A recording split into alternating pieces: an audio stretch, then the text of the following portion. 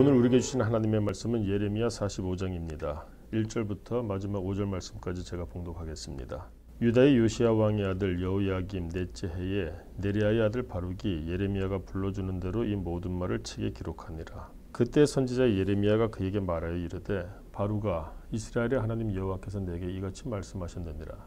네가 일찍이 말하기를 화로다 여호와께서 나의 고통에 슬픔을 더하셨으니 나는 나의 탄식으로 피곤하여 평안을 찾지 못하도다.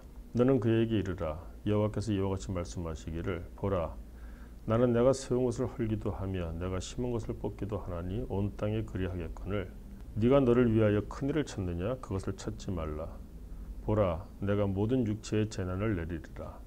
그러나 네가 가는 모든 곳에서는 내가 너에게 네 생명을 노량물 주듯 하리라. 여호와의 말씀이니라. 예레미야 45장은 하나님께서 선지자 예레미야를 통하여 바룩이라고 하는 사람에게 주시는 말씀입니다.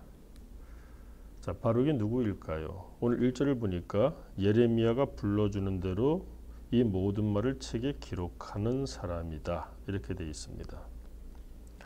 왜 바룩은 이와 같은 일을 감당해야 됐느냐? 예레미야 선지자가 이스라엘 백성들을 향하여 하나님의 말씀을 대언했습니다. 그런데 이스라엘 백성들이 듣기 좋은 말씀이 아니었습니다. 한마디로 표현하자면은 너희가 범죄했으므로 하나님께서는 바벨론 제국을 도구로 사용하셔서 우리를 치실 것이다.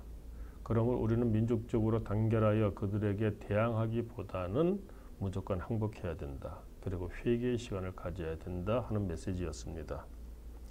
당시 이스라엘 사람들이 이 말씀 정말 듣기 싫었겠죠. 그러다 보니까 예레미야를 핍박했습니다. 심지어 옥에 가두기도 하고 매를 치기도 했습니다. 그리고 성전에 나오지 못하게 했습니다. 예레미야는 하나님의 말씀을 계속하여 선포해야 합니다. 대언해야 합니다. 그러니 자기가 가지 못하는 그 자리에 바룩을 보내는 것입니다.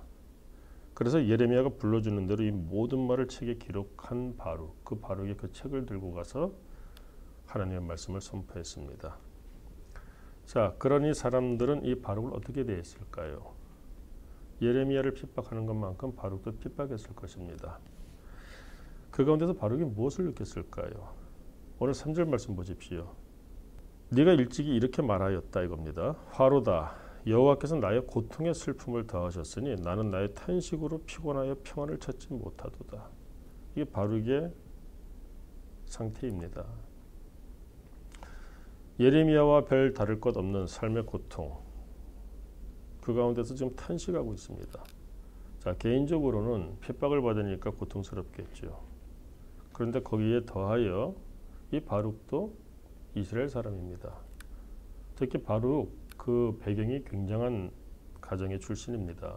예를 들어서 그 할아버지 같은 경우에는 한때 예루살렘에서 최고위직에 있던 고관이기도 했습니다. 그런데 그는 지금 그 이스라엘이 멸망당할 것이라는 것을 선포하고 있죠. 그러니까 어떻습니까? 민족적으로도 굉장히 슬픈 겁니다. 개인적으로도 핍박을 받으니 고통스럽고 민족적으로도 왜 내가 이런 메시지를 전해야 되느냐.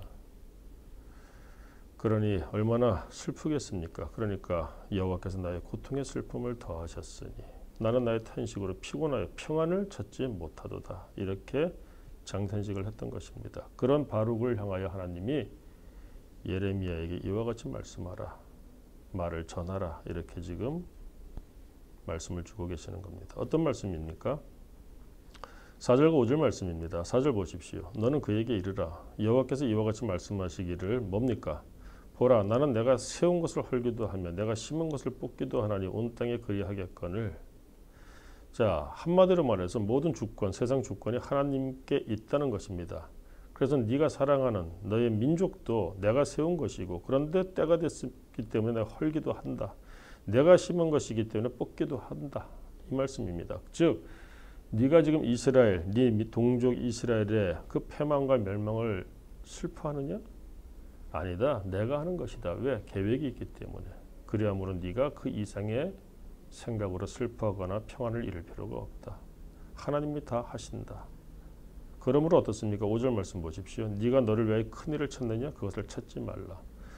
도대체 바룩은 어떤 큰일을 찾았을까요? 아마 개인적으로도 성공하고 싶었겠죠. 근데 그런 것보다는 내가 이 민족이 바벨론에게 침공을 당하고 패망 위기에 놓이게 될 터인데 내가 무슨 일을 하면 이 민족을 바로 세울 수 있을까? 이런 생각 안 해봤겠습니까? 나라가 망하게 되었는데 어떻게 하면 이 나라를 지킬 수 있을까? 이런 큰 일을 찾지 않았겠습니까? 특별히 그 배경이 어떻습니까? 그의 가정은 나름대로 이런 사회적인 민족적인 책임을 짊어져야 될 그런 조상들 가운데 고관도 배출한 집안입니다. 그런데 그것을 찾지 말라고 합니다. 왜 그렇습니까? 4절에서 봤지 않습니까? 하나님이 하시는 일은 다 계획이 있고 뜻이 있기 때문입니다. 그러므로 너는 그것을 찾지 말라. 큰일 이런 거 하지 말라. 그냥 네가 맡은 것 해라. 그런데 또 문제가 있죠. 예레미야가 핍박을 받듯이 바룩도 핍박을 받고 있으니 개인적으로도 그 삶이 너무 고통스럽습니다. 그만둘까? 회의감이 들지 않을까요? 그런데 하나님이 말씀하십니다. 보라, 내가 모든 육체의 재난을 내리리라. 자, 심판의 때가 있다는 것이죠. 특히 이스라엘 백성들 그 바벨론에 의해서 심판하시겠다는 겁니다. 그러나 네가 가는 모든 곳에서는 내가 너에게 네 생명을 노량물 주듯 하리라. 여호와의 말씀이니라. 하나님께서 그러나 바로가 네가 지금 고통스러울지라도 하나님의 주권을 네가 인정하고 그 가운데서 하나님의 뜻을 네가 대언하는 것이기 때문에 네가 지금 핍박받아 힘들 수는 있지만 네 생명은 내가 보존하니 걱정하지 마라. 네가 세상적인 그런 또 인간적인 그런 관점에서 큰일을 도모하느냐? 그런 거 하지 말고 네 사명을 잘 감당하면 너의 삶을 내가 책임져 주겠다. 이렇게 말씀하고 계시는 겁니다. 오늘 이 예레미야 45장에 나오는 바룩의 모습을 볼 때 어떤 의미에서는 요즘을 살아가고 있는 우리 한국교회 교인들의 그 형편과도 비슷하구나 하는 생각을 해봅니다. 하나님 믿는 것이 쉽지가 않습니다. 코로나19 이것이 단지 바이러스의 어떤 변형 때문에 시작한 것일까 하는 생각도 해봅니다. 요즘 세상에 하나님 없이 하나님 앞에 대역하는 그런 풍조가 만연하지 않은가요? 자, 그런 가운데에서 또 이 교회가 얼마나 핍박을 받습니까? 코로나19 확진자가 한 명이라도 교회에서 나오면은 교회는 마치 죽을 꽃인 양 그렇게 몰아붙이고 있죠.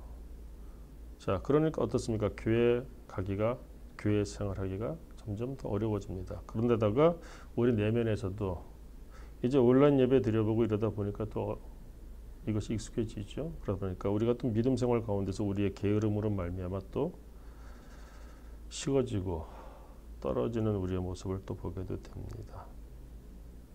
어찌해야 될까요? 오늘 하나님께서 바룩에게 이 말씀을 주시는 이유는 무엇일까요? 세상이 요동친다 할지라도 믿음의 사람으로서의 그 자리를 잃지 말고 사명을 감당하고 직분을 감당하는 그런 믿음의 삶을 살기를 하나님께서는 원하시는 것이고 그리할 때 하나님은 그의 삶을 어떤 가운데서 책임져 주신다 약속을 주시는 겁니다. 오늘을 살아가는 우리들 어떤 믿음을 가지고 살아갑니까? 그 가운데서 그 믿음 때문에 우리는 무엇을 감당해야 될까요? 오늘 이 주신 말씀 우리가 다시 한번 깊이 묵상해 보시면서 하나님이 책임져 주시는 그 삶을 살기 위하여 오늘 나는 어떻게 해야 될 것인가 깊이 새겨볼 수 있기를 주님 이름으로 간구합니다. 기도하겠습니다. 하나님 아버지, 바룩을 향하여 주시는 이 말씀이 나를 향하여 주시는 말씀인 듯합니다. 코로나19로 말미암아 이미 믿음 생활에 어려움이 닥쳤고 또 공동체적으로도 교회가 한국 교회가 얼마나 어려운 가운데 있는지요. 우리가 슬프고 장탄식으로 말미암아 평안을 찾을 수가 없사온데 그래서 우리의 생각과 우리의 행위는 어떠한지요. 이 시간 그럼에도 불구하고 세상 모든 주권을 가지고 계신 하나님께서 나를 찾아오셔서 이 말씀을 주셨음을 기억하게 하시고 내가 믿음으로 서서 믿음의 삶을 살아가기를 하나님 앞에 인정받을 수 있다면 하나님께서는 모든 재난 가운데에서도 우리의 생명을 지키신다고 하셨습니다.